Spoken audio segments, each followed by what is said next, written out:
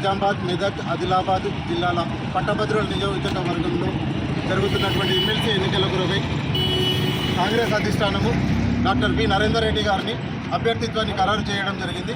ఈ సందర్భంగా కాంగ్రెస్ ఏఐసిసి అధిష్టానానికి, సోనియా గాంధీ గారికి, రాహుల్ గాంధీ గారికి, అదేవిధంగా రాష్ట్ర ముఖ్యమంత్రి రేవంత్ రెడ్డి గారికి, తర్వాత డిస్టిక్ డిసిసి ప్రెసిడెంట్ శ్రీహర్ రావు గారికి, లోకల్ లీడర్స్ నారాయణరావు పటేల్ గారికి, విఠల్ రెడ్డి గారికి అందరికీ ఈ సందర్భంగా మేము కృతజ్ఞతలు తెలియజేస్తున్నాము.